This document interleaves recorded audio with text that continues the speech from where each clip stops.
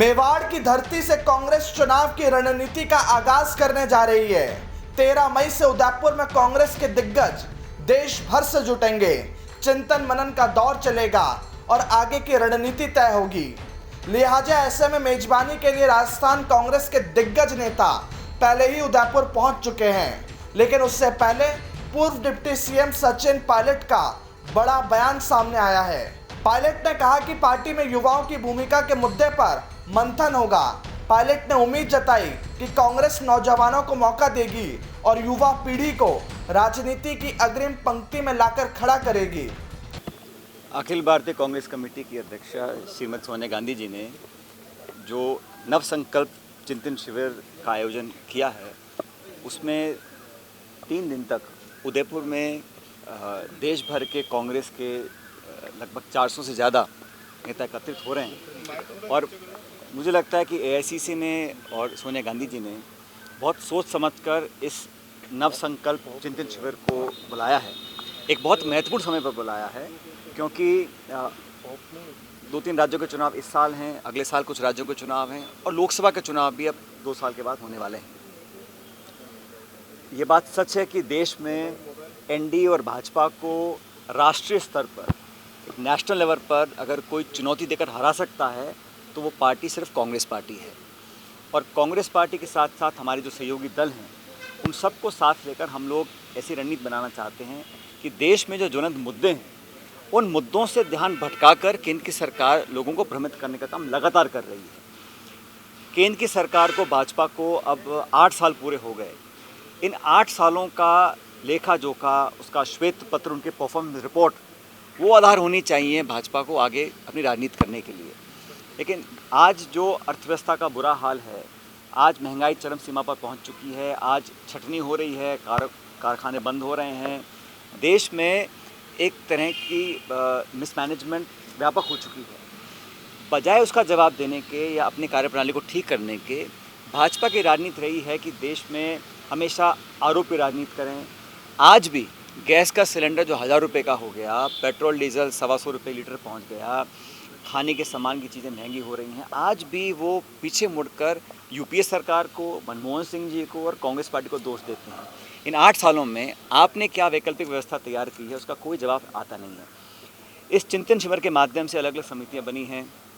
राजस्थान से मुझे जो आर्थिक समिति बनी है, उसका मैं सदस्य हूँ और हम लोगों ने, चिदम्बरम जी इसके संयोजक हैं समिति के, हमारी 2-3 मीटिंग हुई हैं और मीटिंग्स में हम लोगों ने जो चर्चा का विषय है उस पर विस्तार से हम लोगों ने संवाद किया है।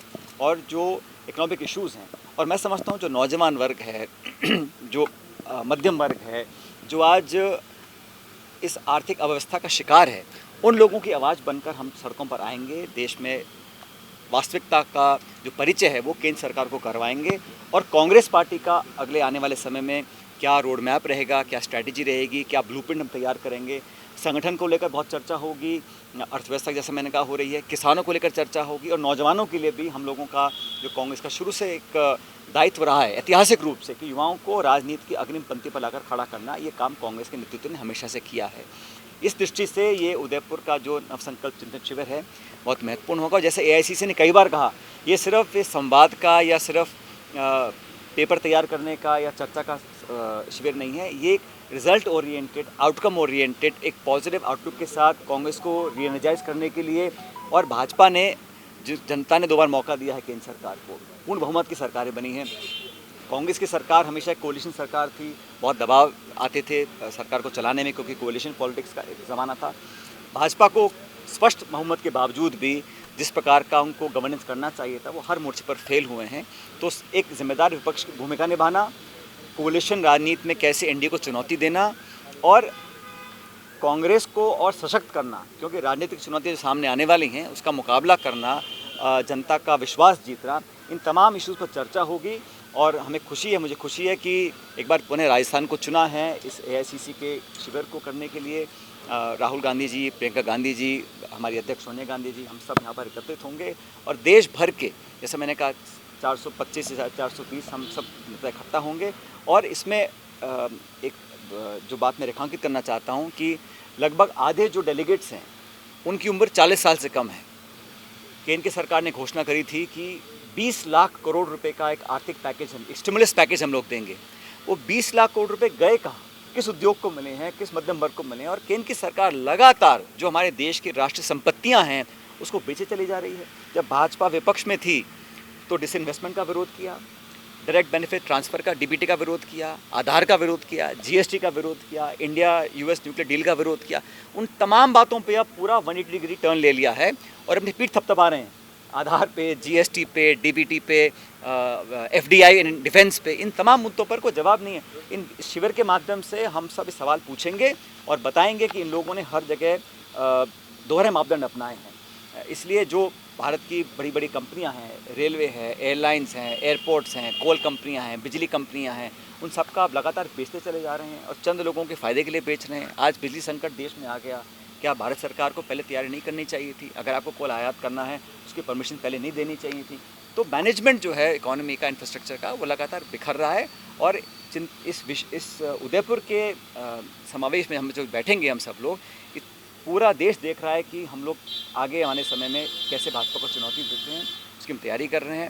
और जैसे मैंने कहा, अलग अलग कमेटीज़ का अपना काम पूरा हो रहा है और 15 तारीख को एक जॉइंट ड्राफ्ट पेपर तैयार होगा जिसको CWC उसका अनुमोदन करेगी और फिर वो जनता के सामने पेश किया जाए। ठीक है सर, आपने यूथ की जो बात कही थी, किस तरह के चेंजेस आप एक्सपेक्ट कर रहे हैं पार्टी में? देखिए, अभी जो डिस्कशन के बाद क्या उसका निष्कर्ष निकलेगा मैं वो नहीं कह सकता हूँ, लेकिन जो विषय है, जो कमेटी है, उसका जो गठन हुआ है उससे आप समझ सकते हैं कि क्या हमारे को जो इश्यूज़ हैं क्या हमारे लिए ज़्यादा इम्पोर्टेंट हैं। और डिस्कशन से पहले परिणाम क्या होगा मैं नहीं कह सकता हूँ, लेकिन जो उद्देश्य है, जो ऑब्जेक्टिव है, जो मैंडेट हमको दिया गया है, उसमें फीडबैक लेकर हमारी पार्टी का, हमारे नेताओं का, हमारी पॉलिसी मेकिंग का, हमारे आने वाले समय में जो हमारा स्टैंड रहेगा अलग अलग इश्यूज़ पर, वो क्लैरिटी आनी चाहिए। बहुत से ऐसे मुद्दे हैं जहाँ जनता चाहती है कि भाजपा का तो स्टैंड हम जानते हैं, हमारा क्या स्टैंड क्लियर होगा उन इश्यूज़ पे, उन तमाम चर्चाओं को अंजाम इस शिविर में दिया जाएगा। प्रदेश के कार्यकर्ताओं को तवज्जो दिलवाने की आपको कितना इम्पोर्टेंस पार्टी में अब तक के? मैंने कहा ना आपको, जब आधे जो डेलीगेट्स हैं उनकी उम्र 40 साल से कम है, महिलाओं की संख्या ज़्यादा करी गई है, नौजवानों को बुलाया गया है इन्विटेशन देकर कि आप अलग अलग राज्यों में रहते हो, जिलों में रहते हो, वहाँ पे क्या हालात हैं, उनके दृष्टिकोण से देखकर पार्टी निर्णय लेगी। मैं